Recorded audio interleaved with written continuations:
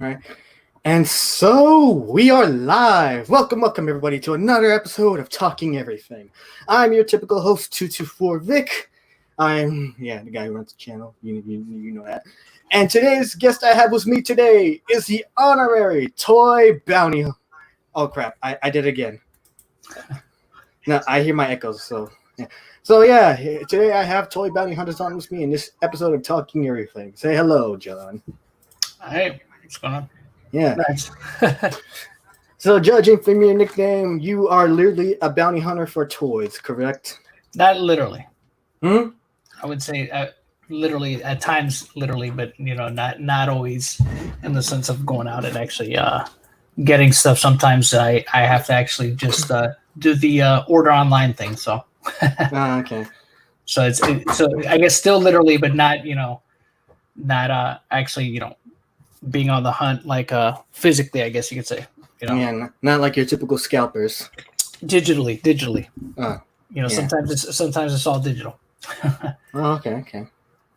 So by the way, how exactly is that how you exactly wanted to start your YouTube channel? You basically just wanted to start it with let me go with the nickname Toy Bounty Hunters, since I hunt toys. Well, it was just something I was doing at the time, which I'm still kind of sort of still doing, but not really. It's more, I have a toy selling business, so I mean, it was starting out around that time, and it was just a matter of those things together.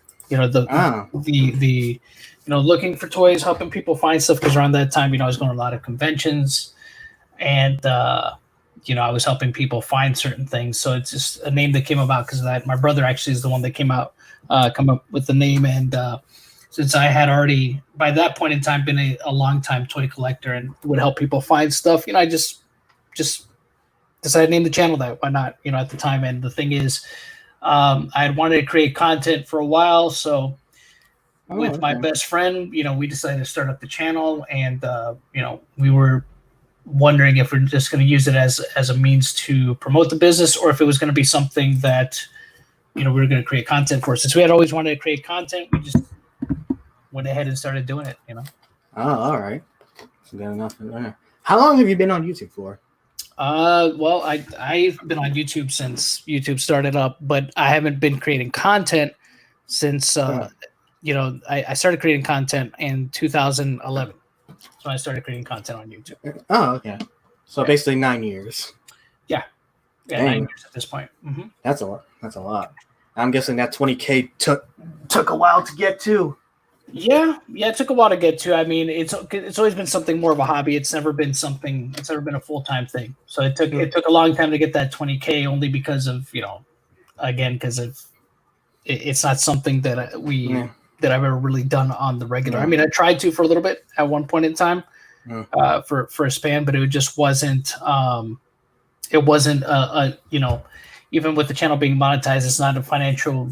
It wasn't a financial viable thing, and I was in between work at that point, so it was just it wasn't a financially viable thing, and it's just just decided to just keep doing it as just a hobby thing, and that's all it's been really. It's just more of a hobby than anything else. Oh, okay. Mm-hmm. So you said you own your own business, right? Yes. Oh, wow. So what kind of business is it? Toys, imported domestic toys. And also, I aside from selling online, I also go to conventions as a vendor and stuff like that. So. So you got some con stories to share.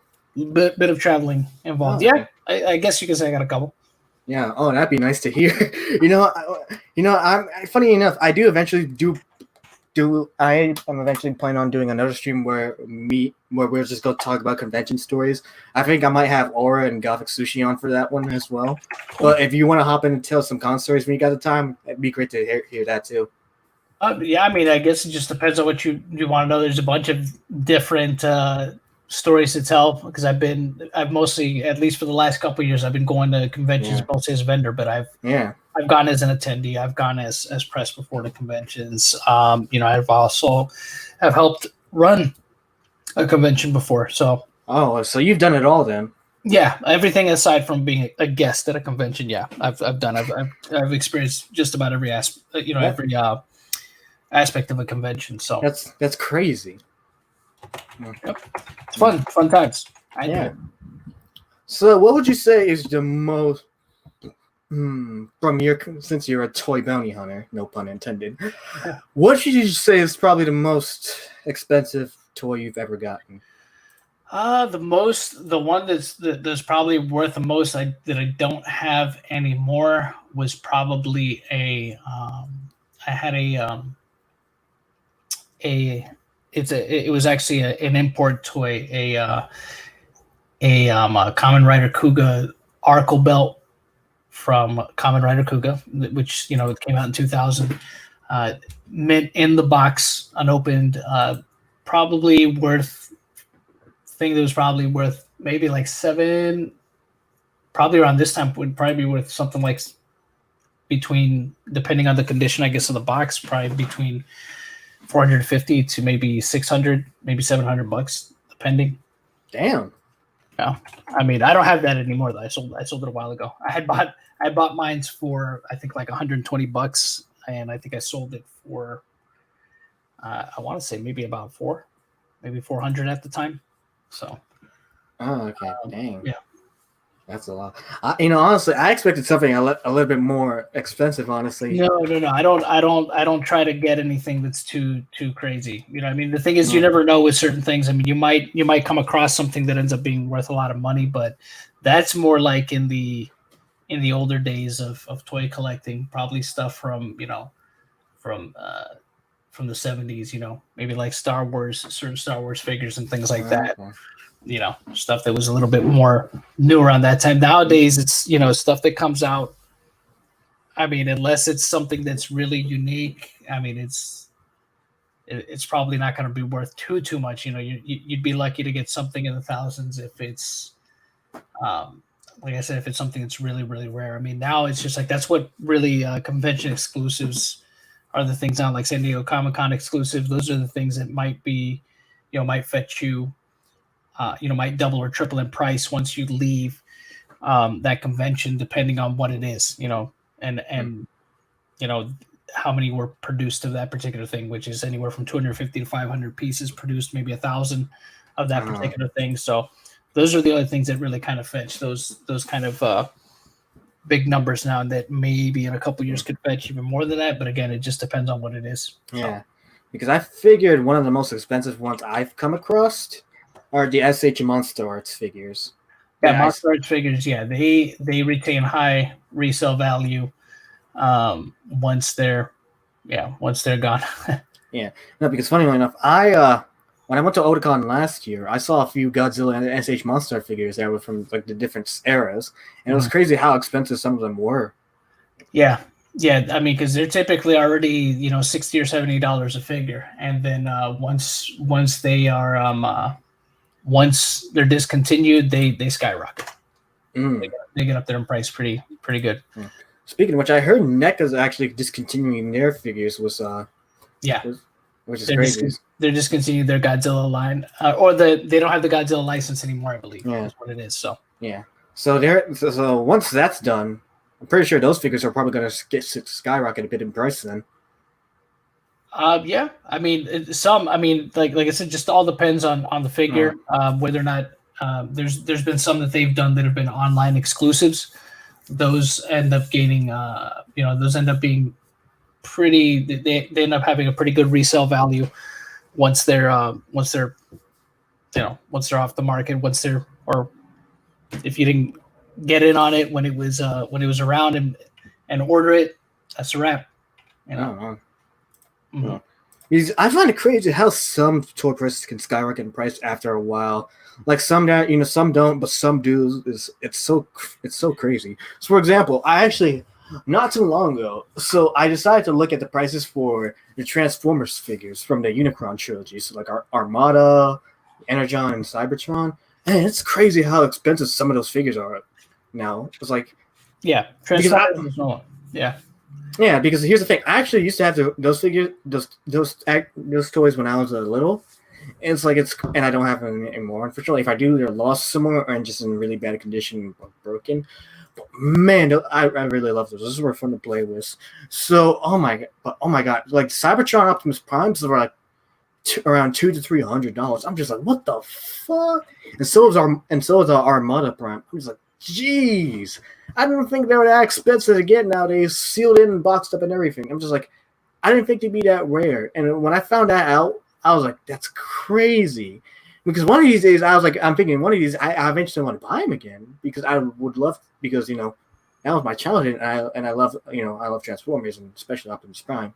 Also because one of these days, if I ever get around to doing it, I would love to do a Transformer stop motion film, which I know would be very difficult if you ever try to do stop motion. It's not easy. I never have. No, but I mean, it takes a long time though. Yeah, it does, because I remember I used to watch this a while back of these guys doing stop motion Transformers films, doing the prime time. It was basically like we would gather all the different versions of Optimus Prime together, and against Energon Prime, because people didn't like Energon Prime anyways. So.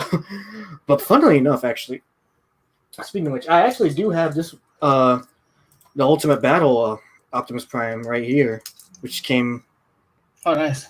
Yeah, this is what actually I bought at All-Star Comic-Con in Tyson's Corner last year, because when I saw it, I was like, the ones I had before that were just like in bad condition anymore. So I was like, it lost its arm, it lost the pipes on its shoulders, and it's like very loosed in, and one of its things broke off on the head too. So it's like, yeah, I would love to rebuy for memory's sake, just so I can have the mint condition one, so I can have it laying around sometimes. And it was boxed in too, so I was like, man, it was a little bit expensive. I think it was like $60 or $70 when I got it. So yeah, Transformers are if anybody's going to collect any kind of American brands. I mean, technically it's a Japanese brand because it's this made by it's a car, but it's pushed through Hasbro. Transformers is one of the ones that also maintains a pretty high, no matter what it is, even if it's the ones for like little kids that don't have many steps to transform them. Even those end up having a good, they all maintain a pretty good value once they're gone. So yeah. Those would be ones to collect for people even nowadays. They're still good. They still maintain a good, even if they're out of the box, they still maintain a good resale value. That's crazy. I never thought of that for Transformers at all. No, I mean that's how big it became. It's one of the biggest brands that Hasbro has. It's one of the still, after all these years, still one of the biggest brands that they have. One of the most still one of the highest selling.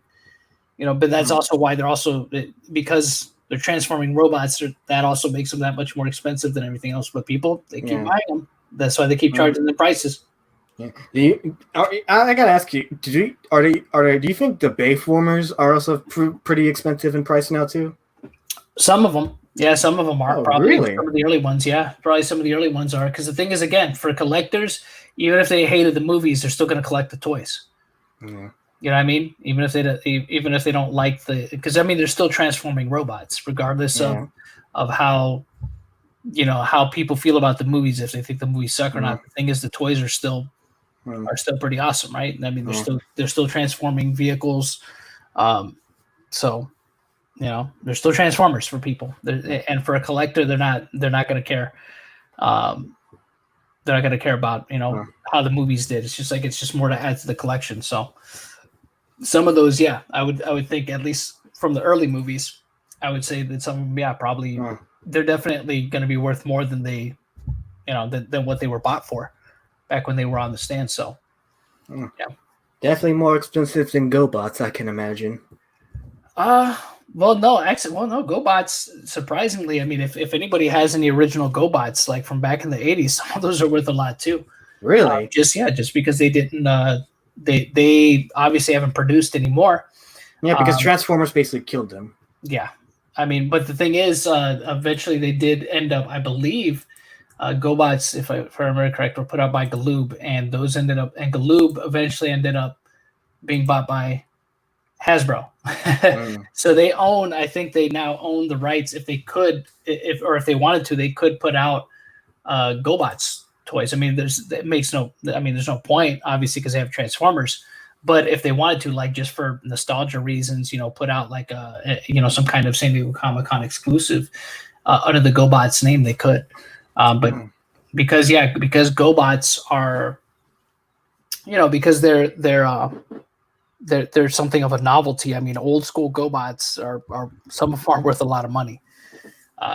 Because again, they were around when Transformers was at its peak. Matter of fact, GoBots actually premiered before Transformers did. The thing was, I remember that. They didn't catch like Transformers did. Transformers just caught on. That's what it was, and that's why they ended up beating out the GoBots, because they just caught on better. That's really all it came down to. Had it been the other way around, I mean, who knows? But I think that just the name Transformers sounds more appealing than it GoBots. does.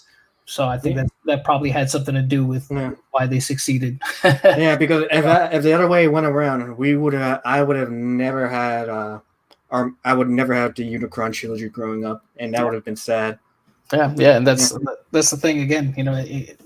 I think that's what it all boils down to. Is that it's just the Hasbro, I think, was just better at marketing. Obviously, and the names of the characters were cooler. I mean, you got Optimus Prime, you got Optimus Prime, Megatron, Jetfire. Yeah. There was just Ironhide. Yeah, it just seemed like there was, the GoBots had more of a, they had more of a, they didn't have as much of, I won't say that they didn't have as much of a variety. It's just the way that they were drawn and stuff, and the way they looked, at least initially, they all looked very uniform.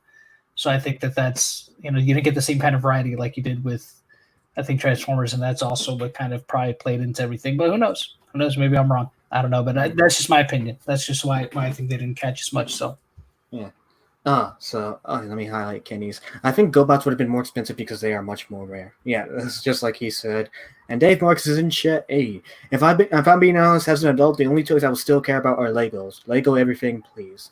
I mean, that is true. Lego is still popular with like all ages to this day, so it's crazy. Yeah. But yeah, Legos are another thing too, that they still maintain a high resale value once they've been, once they get discontinued. Like even newer sets, like when they get discontinued, they immediately go up in value. Almost. I shouldn't say immediately, but almost immediately. Within a couple months, you could flip a Lego set that you bought for, again, much more than you bought it for in the store, at least significantly more. You'll make a profit on it. So yeah, it's crazy. It takes me back to, I think the best person who has an example of that, who's collected Legos for a long time, is probably Republic Attack, if anyone remembers him from that one unfortunate thing he had to happen to him like a few years back, where someone broke into his house and destroyed all his Legos that he's collected since 2006. So. Oh yeah, was that the guy? He was the YouTuber, right? The guy that yeah. And then I think Lego ended up sending him some sets or something, right? Yeah, and I think he turned a few of them down, not all of them, but yeah, I heard about that. Yeah, it was sad. Yeah, he was like, that dude was super distraught. Poor guy. Yeah, I remember that. Yeah, he was like super distraught. He came, he made a video about somebody breaking into his house and destroying his sets and stealing some of them, I think, also, right? Yeah. And it's crazy because I think he said he almost wanted to quit YouTube because of that too. Yeah, I don't blame him, man. After all those years to do that. Yeah. Dave Marks says people use the riots as excuse to steal Star Wars Lego sets from. I wouldn't be surprised. I am not surprised. I saw those looting pics from Target. I'm just like, Yeah, I saw that too. I saw somebody was clowning on that, on somebody taking Lego sets. Hey, do what you got to do, I guess. I mean, not that I condone looting of any kind of thing. No. It's horrible. I'm just saying that. Yeah, looting is awful, no matter what. I guess that was a treasure for that guy. I mean, or who knows? Maybe he'll flip it. I don't know. Yeah, it's crazy. But that was his priority, to get them Lego sets.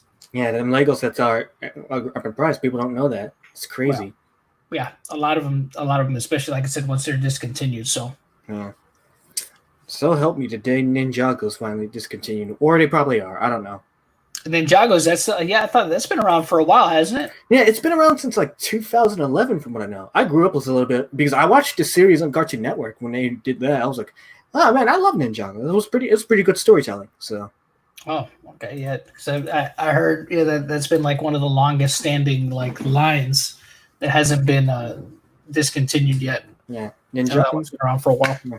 And plus, they had a pretty good name and catchphrase to it, anyways. So, and I remember they did like two or 3 years ago. They also did the Ninjago movie after so many years.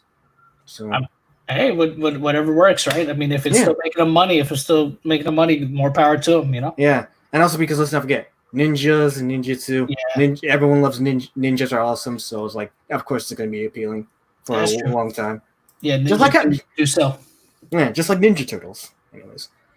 And but not to mention, you got Lego has like so many connections with everything else. It's like you got Lego Star Wars, you had Lego Harry Potter, you got Lego DC and Lego Marvel, and a bunch of other stuff I probably don't know at the top of my head. Wait, I almost forgot about Bionicle. Actually, Bionicle was made by Lego too, which is crazy, and not many people remember Bionicle too. Yeah, I don't think they make those anymore, but yeah, I know what you're talking about. They were like the more wiry, the kind of, long, figure type of Lego sets. I remember those. Yeah. They're coming back with a new season. Oh, okay, nice. I remember that too because it was like Bionicle has so much deep lore to it, which is crazy, and which I'd never seen before. Was something like in a Lego brand. Yeah, they've always been good about. Even though it's funny because Lego, they weren't the ones that created the Lego brick, but it's funny because they've been very innovative in how they've done stuff since they became a company. But they've created a lot of different kind of innovative Lego sets and things like that. But it's funny to think that they themselves actually they stole it from another company. You know what I mean? And they ended up patenting it themselves. So, Dave Marks. Yes, Dave Marks. There's even an off-brand Lego that puts out D&D stuff. I wanted that so bad. Oh, okay then. There's other like Mega Blocks, which, and I think they're called Constructs now. Is there's other kind of competitors, I guess you could say, the Legos like Connects and Constructs. I think are the ones that are like similar, but they also get some licenses, surprisingly. Yeah, like I know Connects, I think right now Connects has the license for Nintendo. So they've been putting out like little like Mario Kart sets and little Mario Super Mario play sets and things like that. So some of these other I guess off brands, companies as they would be considered, have been able to secure some licenses. Constructs, I know, has secured like Ninja Turtles, stuff like Ninja Turtles, and video games. They're mostly known for getting a lot of the video game licenses, like Destiny and Halo and things like that. They've made their own little sets of stuff that you can put together with those kind of licenses. Basically anything that Lego hasn't already touched. So it's pretty cool to see. So I'm sure Dave is talking. It's called. I guess he's Matanui. I guess. Yeah, I think that's the Bionicles reference. Maybe, not sure. That doesn't sound like something from Bionicles. From Bionicles, yeah, I would know. Yeah, I wasn't too big into the whole Bionicle thing. I mean, I was into Legos, and most kids are right growing up. But Bionicle is not that. That came out when I was already starting to get a little bit older and wasn't into toys and stuff as much. Now, like I said, for me, it's just a business now, So not really even a collector anymore. A lot of my own personal collection for stuff is gone. Oh wow. Yeah. I was never too much of a Lego guy back then. I was more of a Transformers and Power Rangers guy, actually. So. Oh, that's cool. That's cool. Yeah, the Power Rangers stuff. There's some stuff. If you've managed to get your hands on with Power Rangers, that's worth a little bit. So. Yeah, I mean, the funny thing is, I feel like you and Linkara are like the only people I would probably know that would probably have better Power Ranger knowledge than me, at least. Only two people I can know that would have that much knowledge about Power Rangers better than me. Because, like, I've said it before, I can literally name every season properly in order. And some people will find that's crazy. How can you even do that? It's scary. Yeah. Well, I mean, it's been around for a long time. I mean, I don't know how much longer it's going to be around, depending on the news that broke out that Hasbro, or not Hasbro, but the rumors going around that that came out a couple of weeks ago. I don't know how much longer that's going to be in regards, if to whether or not they're going to keep adapting Super Sentai. But as far as Linkara goes, I know he's been doing a lot of those history of Power Rangers. I actually like that series. Yeah, I've seen a couple of them. I haven't seen them all, but I've seen a couple of them. Bionicle's reference, yes.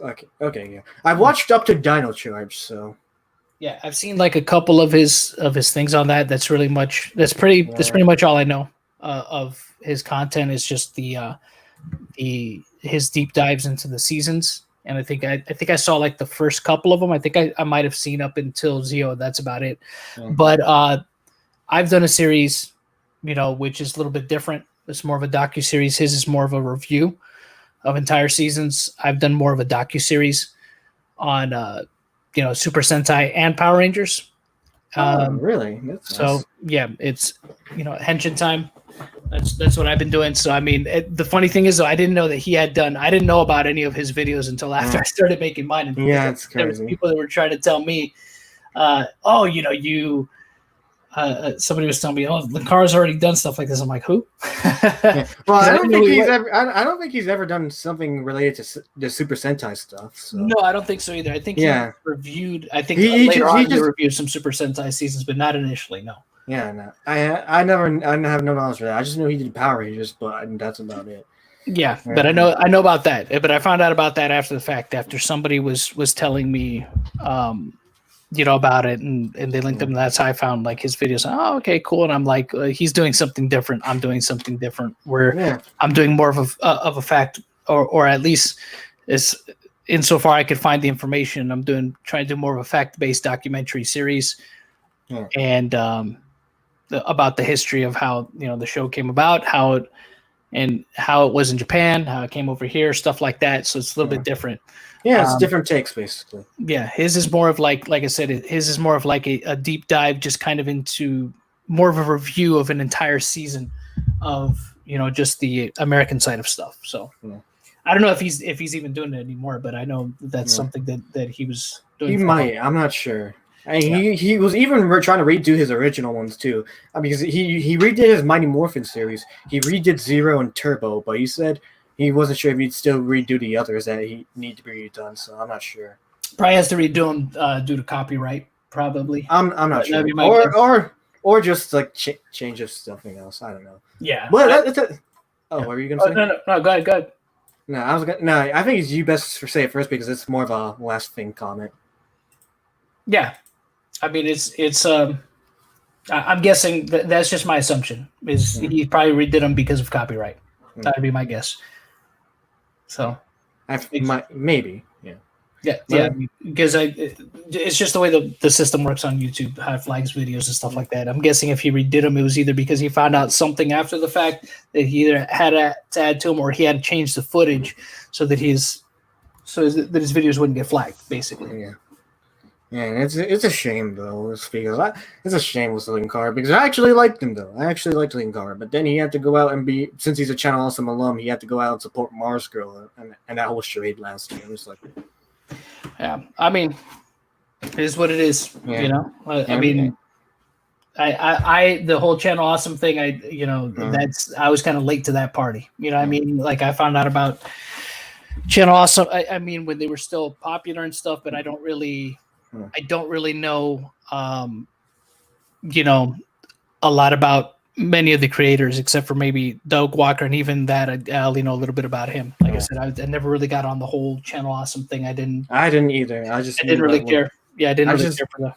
I just only knew him as Nostalgia Critic because he was just famous online and just Linkara, and that was about it. Yeah. Other than that, I'm just like, it's a shame. It's like I lost a lot of respect for Linkara after the whole Mars Girl Kick Vic stuff. So yeah, I have I've seen Linkara at conventions. Me and him, I don't think I've ever been formally introduced that I could think of. I mean, maybe in passing, but we've never spoke. I know he's gone to Paramorphicon. I've gone to Paramorphicon, but I've only gone once. I went back in 2014. I'd love to go there sometime. Actually, it was fun. It was fun. Yeah. Paramorphicon was a fun show. One of the reasons being because I would love to do that for that to happen because I would love just because I have the Power Rangers Shattered Grid comic, like the whole like where it has the entire story and like in a graphic novel. One of the things I want to do with that is eventually get it signed by every Power Rangers actor that's still out there. So Yeah, it's like I said, you definitely have to go if you're a Power Rangers fan. So anybody in the chat, if that's definitely a show people should go to at least once. It was fun. I had a lot of fun there. I went with some friends. When they were doing it in Pasadena, I think they're taking it back to Pasadena. I believe. Where's that? Pasadena, California. Oh, yeah. I think on the other side. On the other side of the East Coast. Yep, where was it before? It was. That's where it's always been. It's always been in California. The one that they do in Florida is Ranger Stop. Oh, I need to go to Ranger Stop then. Yeah, that's for people on the East Coast. If people can't make it as far out as the West, that's the one people go to here on the East Side is Ranger Stop in Florida. I would love to go to Ranger Stop because it'd be much useful. And that way I could actually meet up with Aura in person too. Yeah. So. Yeah, it's in Orlando, Florida. They do it. It's usually it's done around International Drive, typically around the International Drive area. So, if you've ever been to, if you've ever been around International Drive, Sand Lake area, that's the Wyndham. That's where they're going to be doing the next one, the Wyndham Resort. That's right there on the corner of International Drive and Sand Lake Road in Orlando. So if you know that area, that's where it's going to be at. Okay. So, yeah, I'm not a Florida man, so can't say.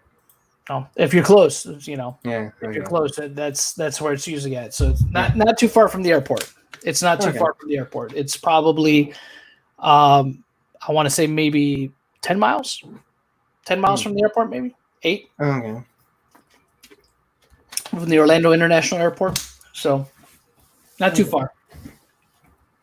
If you ever fly into Orlando, so. And it's a fun show. It's a fun show, and they usually get a lot of guests. Not as much as California, obviously, because a lot of those actors, they live there, so it's just a drive for them. Yeah. But Ranger Stop, they get a decent amount. They'll get at least a good 20 plus, maybe 30 guests to come out to that show. So it's much smaller. It's much smaller than Power Morphicon. Power Morphicon is much bigger. They're probably 2 to 3 times bigger, but they've been around longer. So, yeah. Actually, how many Power Rangers actors have you actually met in person? Too many to count. Really? Yeah, way too many. I've met a lot of people from the original cast, except for Tweet Train. Obviously, she passed away in 2001. Never got a chance to meet her, and I've never gotten a chance to meet Amy Jo Johnson, even though I've seen her at conventions that I've been at. I got a funny story to tell you then after this. All right. Yeah, I've seen her, but I've met Jason David Frank, I've met Austin St. John, I've met Walter Jones, I've met Johnny Young Bosch, I've met Steve Cardenas, I've met Catherine Sutherland, I've met Karen Ashley. So I've met people from the Mighty Morphin era, right, from season 1 and 2. Like I said, the only person I have not formally met, but I've seen her at conventions, is Amy Jo Johnson. Yeah. But I've never formally, been introduced to her or have interacted with her in any way. I've been able to interact with the other people that I mentioned, though. I've been able to at least speak with them and have some kind of, interaction with them. So. Yeah, funnily enough, on my Instagram post, actually one time a while back, Steve Cardenas funnily enough, liked one of my IG posts, which I thought was crazy. Oh my God, Rocky likes one of my con posts. And not only that, it was him and Jason Font, who's the Time Force Red Ranger. He actually met my. He actually liked my time. He actually liked one of my Baltimore Comic Con posts too, which is crazy. So I have Power Rangers actors liking my convention posts on Instagram. I was like, that's crazy.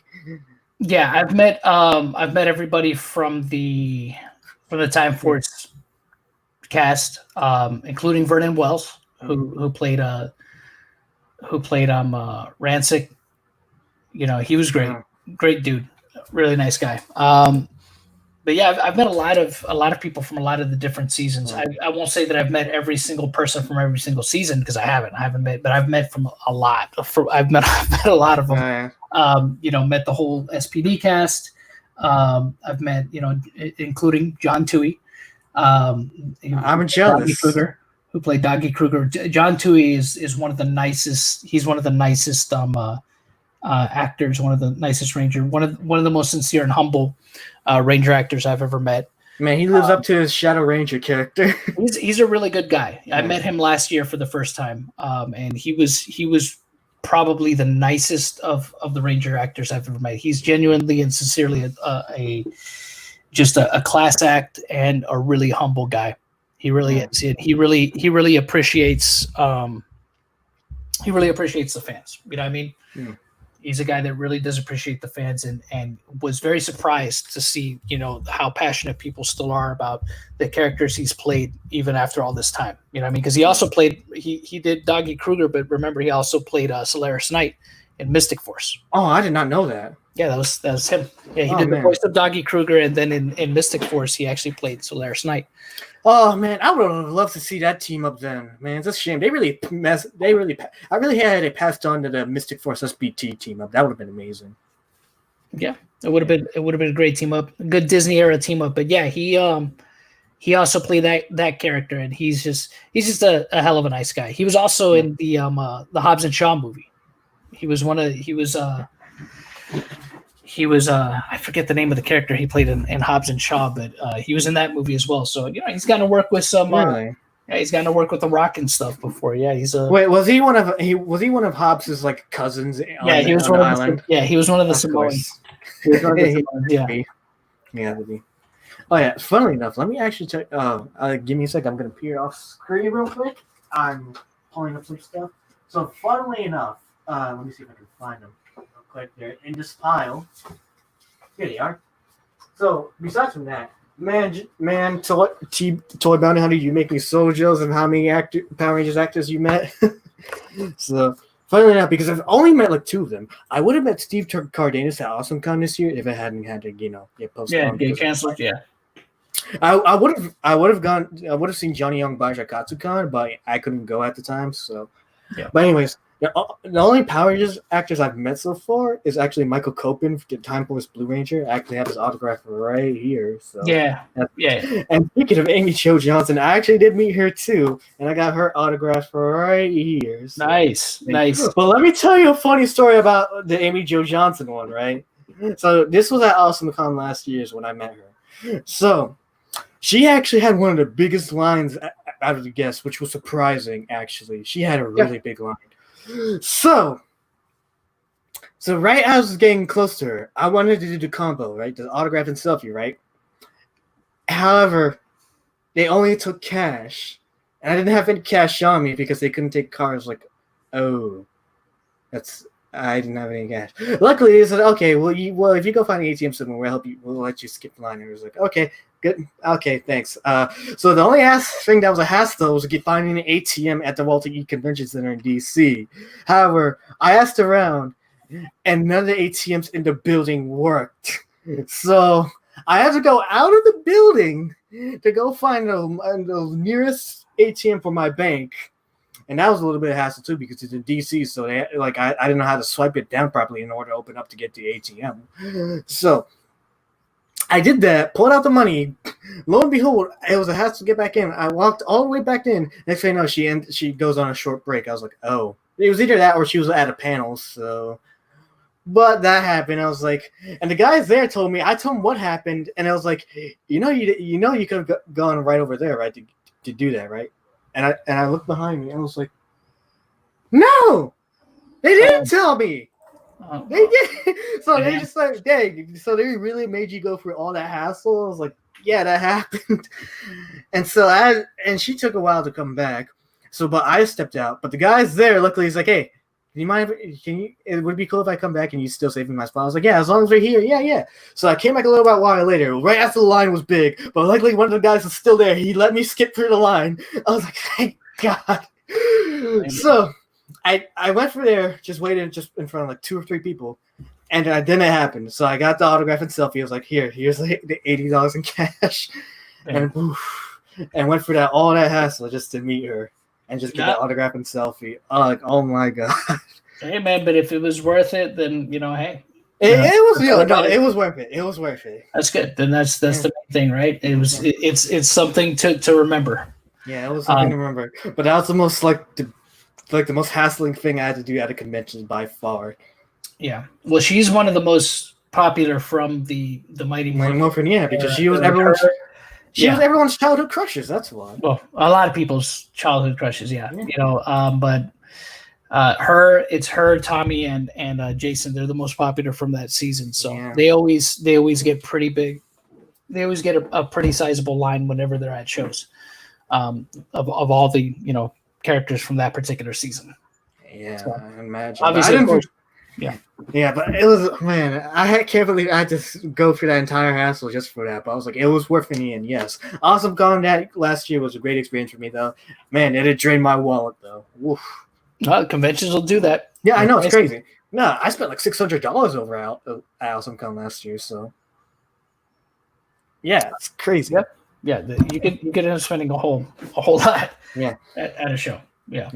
But that was the most I spent at a con so far. But one of the other reasons being because actually I'll show you real quick. I at that same convention I got this custom spray painted Spider-Man PS4 controller right here, spray painted. Oh crap! I turned on my PS4. Hey.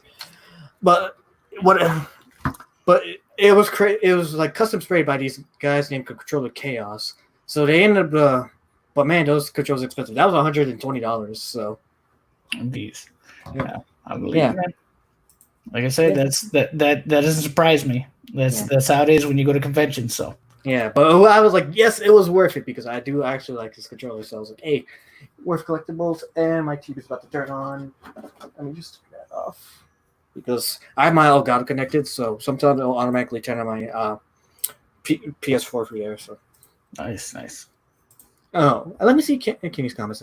Okay, maybe it's just me, but most of the Power Rangers I have met have been really short. Oh, yeah, maybe Amy Jo Johnson had a long line, and I remember when my friend Akatsukan said Johnny Young Bajo's had a long line too, but just because he's popular in voice acting as well, so there's that. Well, I want to. Let me just ask real quick, I guess, to Ken. You mean really short as in their attitude, or you mean really short as in their lines were really short? Because I mean, there are some of them which I won't mention names. There are some actors from the show that are not very popular.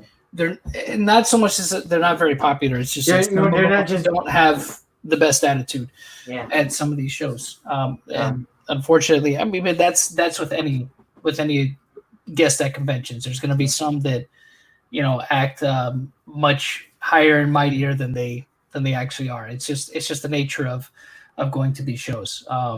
You're gonna get your people that height wise. Oh, you mean height? You mean literally as in as in how some of them are. It's crazy. Of course, they always look taller on TV. They're meant to look taller on TV. Yeah, but they actually look short in real life. The only person I think that's really tall was like Michael Copeland. When I met, he was actually pretty tall. Yeah, he's like about 6 foot. He's about he's a good. And the thing was, at the time that he did the show, he was actually still, I think, he had just turned 18 when he started doing the show. Oh, really? I believe so. Yeah, when he started doing Power Rangers, he might have actually even been younger than that. I don't know, but I believe I think he was actually 18. He had just turned 18, I think, when he started doing the show.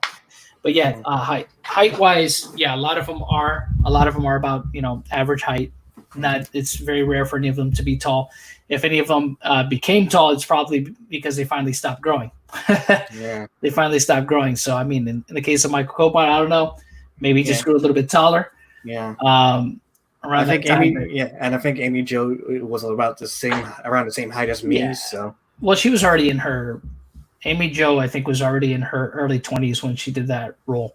Mm-hmm. Austin St. John was actually the youngest one on that set back then. He had just turned 18 when he started working on Power Rangers. So a lot of them were in their early 20s. I believe David Yost, who played Billy, was actually the oldest, if I remember correctly. Yeah, he did look the oldest, honestly. Yeah, he was already in his mid. He was already in his mid 20s. I think he was like 25 or 26 when he did Power Rangers. So he was already a grown man.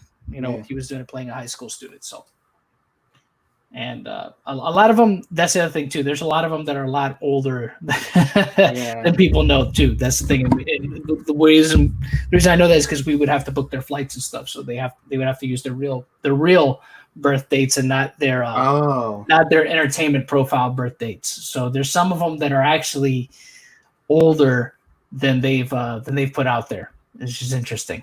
So yeah.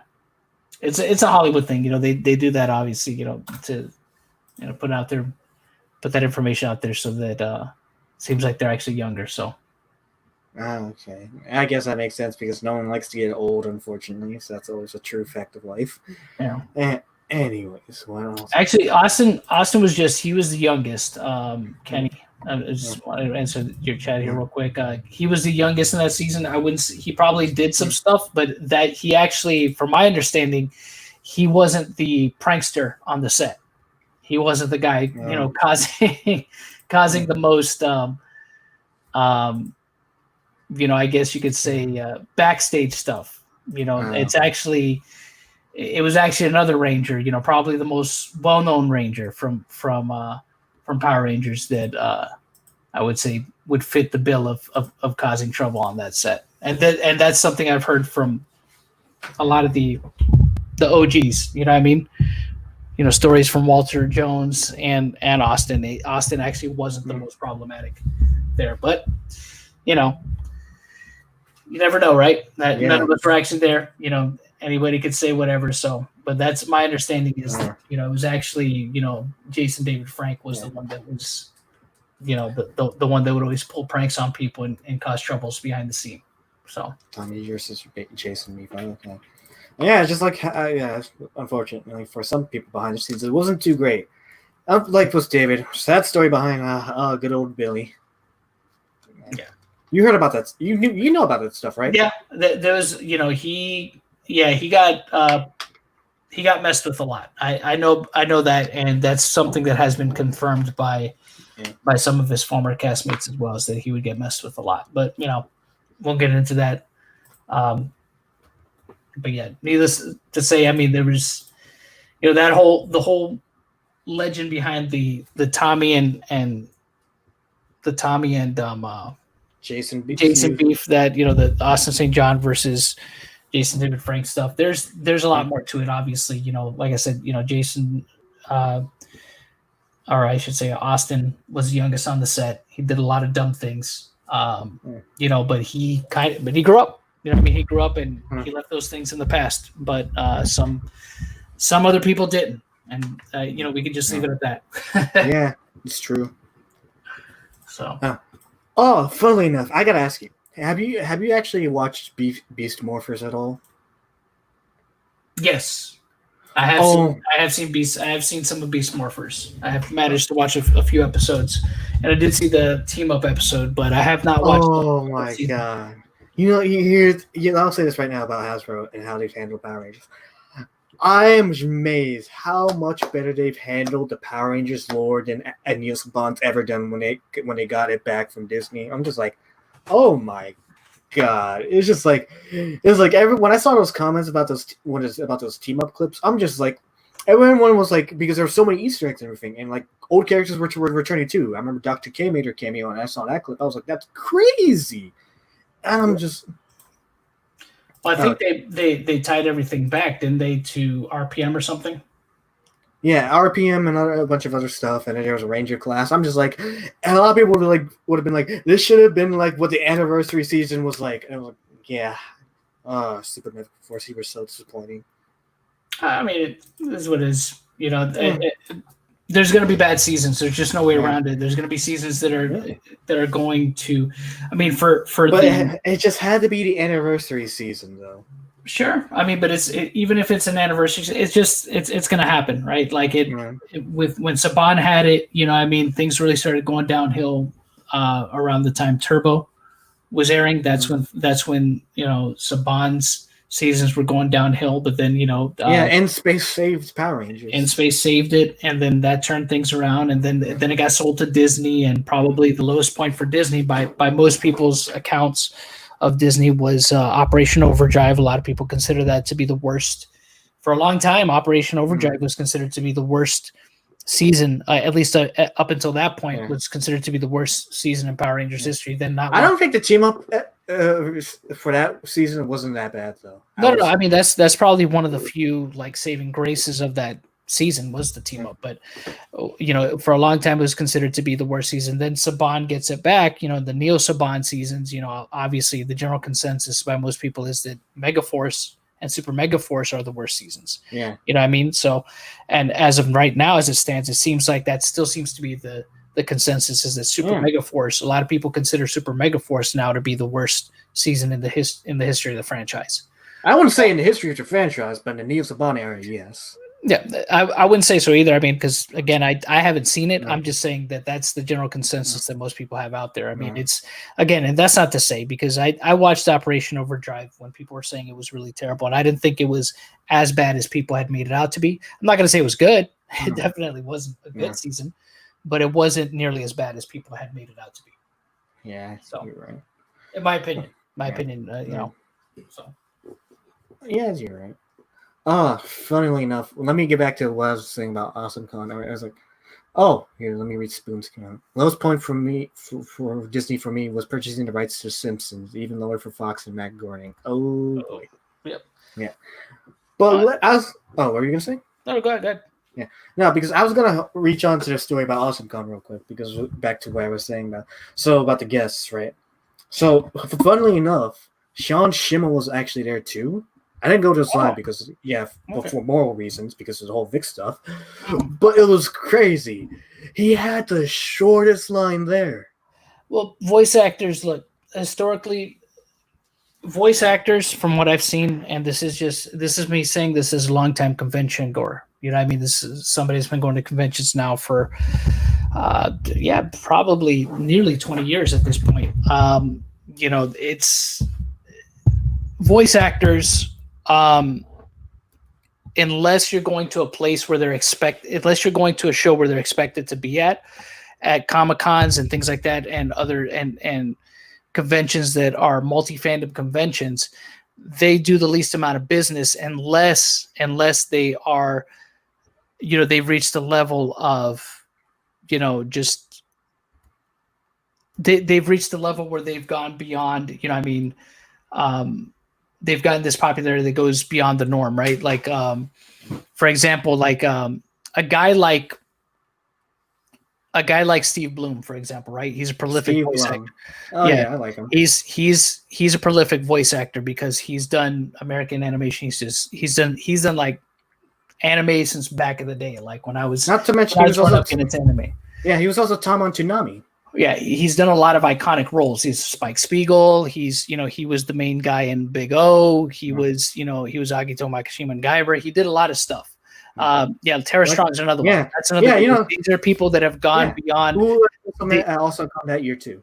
Yeah, they've reached a level. Their voices are so distinct.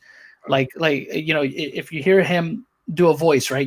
Wolverine in the X-Men. He was Wolverine. No, he's or not Wolverine in the X-Men. He's been Wolverine for like 13 years now. But he has done Wolverine before. I think I don't think it was in Wolverine. Was it in Wolverine in the X-Men? Actually, he was. No, he was the earliest I can remember him being Wolverine is back in 2006. Yeah, it was Wolverine in the X-Men. Because he was Wolverine since. Been. Oh, go ahead. Yeah, he's been Wolverine since the first Marvel Ultimate Alliance game. So what I remember. So and he also did Wolverine in the X-Men, I believe. Yeah, because I don't. Yeah, he did. I remember.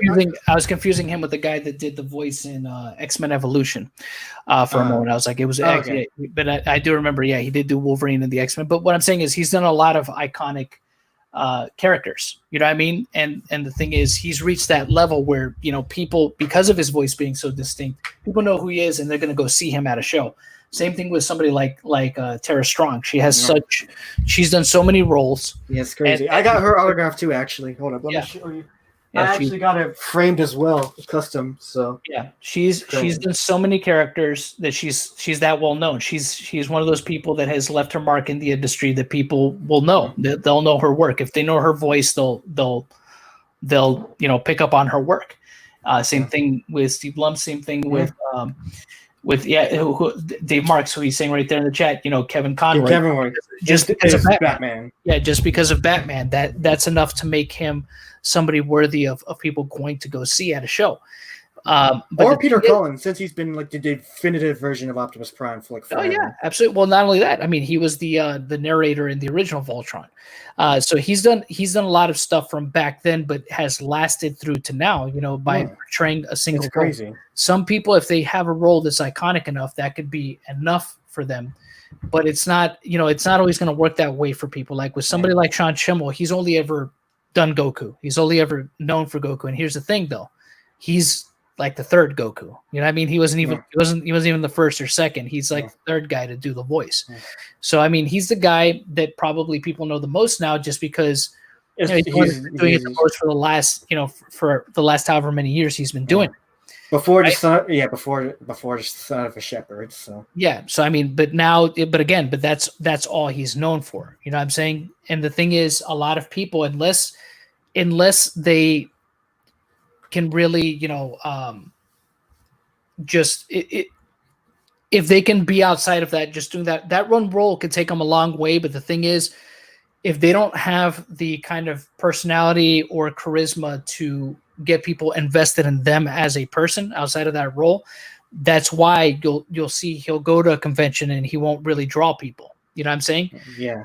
The reason why Vic did so well is because, for one, Vic, he had the right role at the right time with Full Metal Alchemist, because you got to think about something here. A lot of people know what Dragon Ball Z is. Yes, Dragon Ball Z is an iconic thing. But again, look at all the things that he has going against him. Sean Schemmel, right? He's not the first voice of Goku. He's the most well known now because he's the one that's been doing it lately. But again, how does he present himself in front of people? How is he with his fans? What does he do? What experience is he giving them to get them coming back to visit him every time he goes to a convention? I don't know. I've never met him. You know what I'm saying? But that right there, what you just said, hey, he didn't even have a line.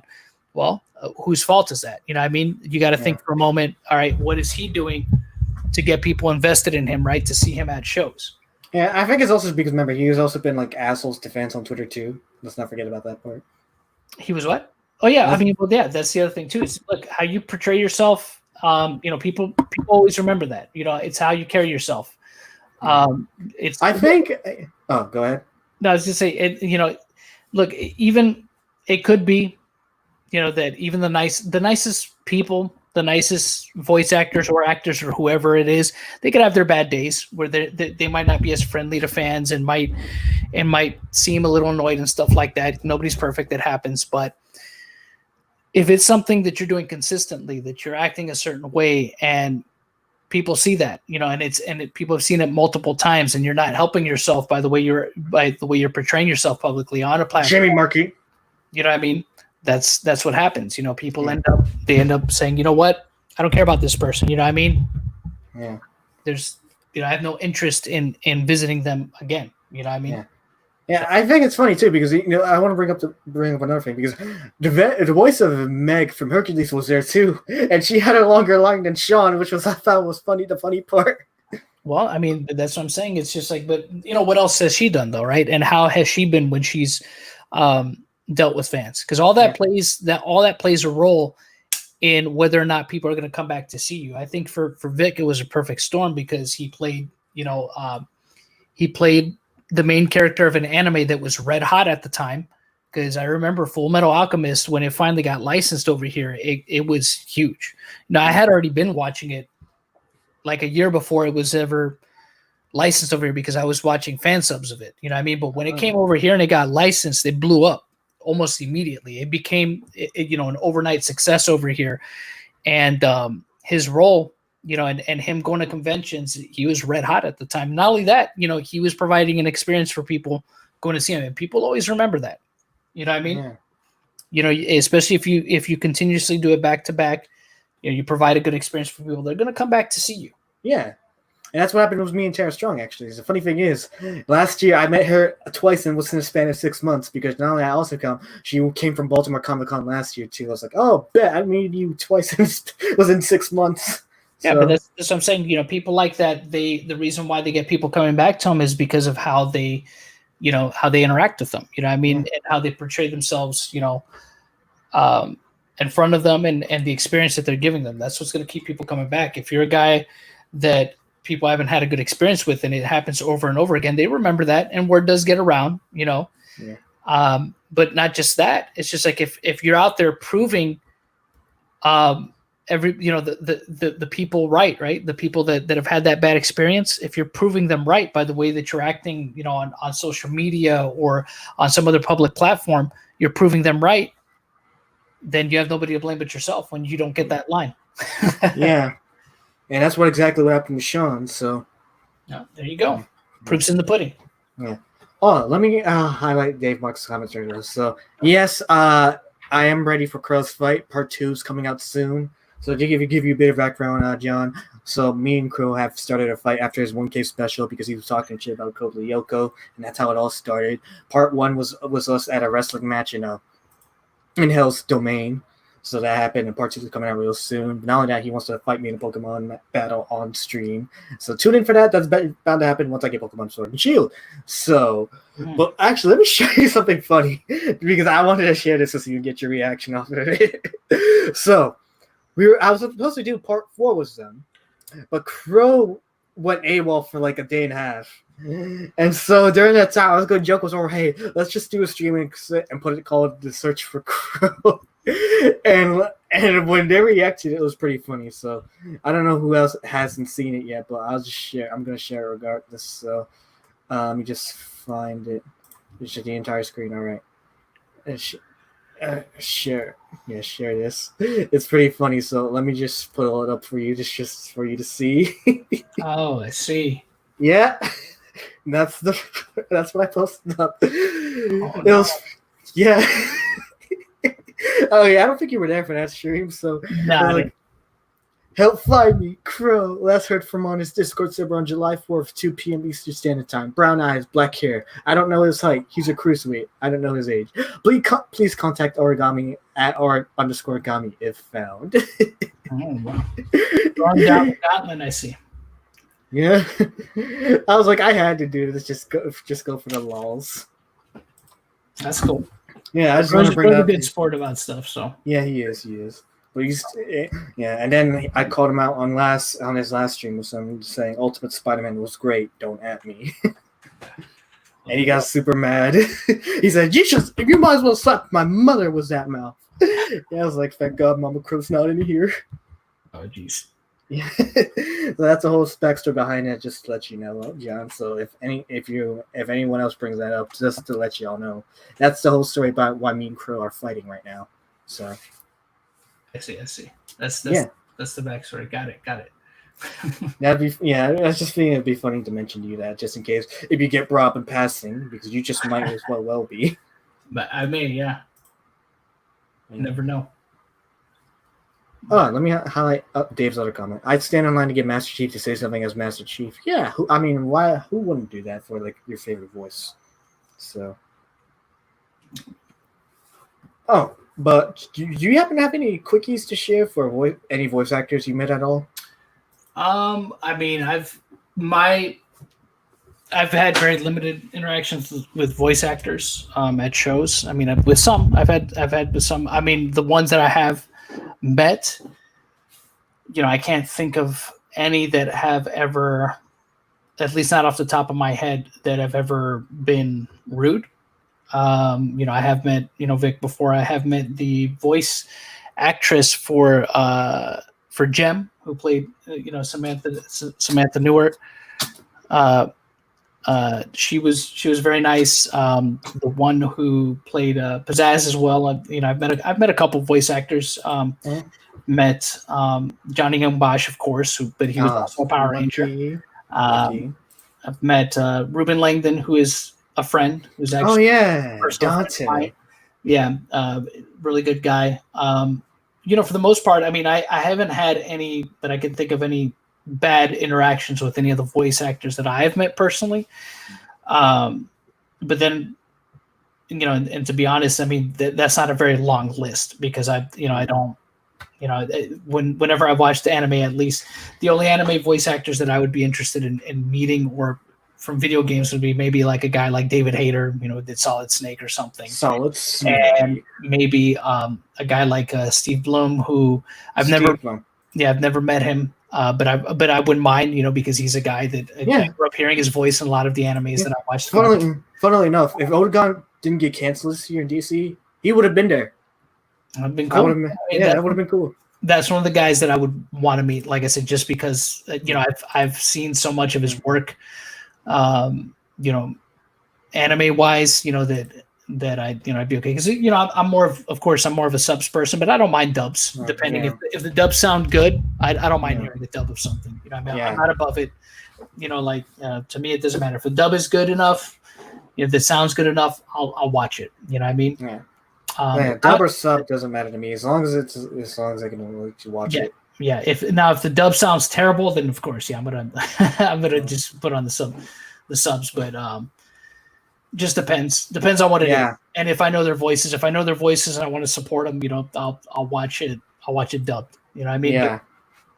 But, I prefer subs, but I'm not above listening to dubs.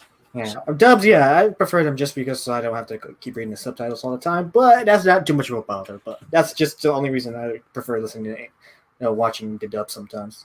Yeah, but just to leave it at that, like I said, I haven't had any really bad interactions with any of the voice actors, at least that I could think of. Any of the voice actors that I've met personally so far. Not to say that won't change. But that won't change so far. And that will be a story to tell eventually, sometime in the future. I hope if it's a story to tell, it won't be a bad one, but you never know. Yeah. You never know. That's the thing. That's kind of the chance you take when you go to a convention. You never know what kind of experience you're going to have with these people. Yeah. There's people obviously that I have no interest in ever meeting at a show whatsoever because of how they act, or how they've portrayed themselves in a public space or online, So there's people, of course, that I'll never support with my money, just seeing some of the things that they've done, right? Yeah. For example, it's the same thing. Go ahead. No, I was just saying it's the same thing with any kind of comic book artist or comic book writers. Yeah. So. Oh man. Oh, I got a quick story actually from this past Baltimore Comic Con last year. So I went to go get my Marvel 1000 comic signed by a few of the people who did Marvel 1000 that were there. So, funnily enough, Mark Waid was there, and I went to go see Mark Waid just so he could sign the comic. And funnily enough, the guys that were in front of me before, they were actually talking about his lawsuit with him.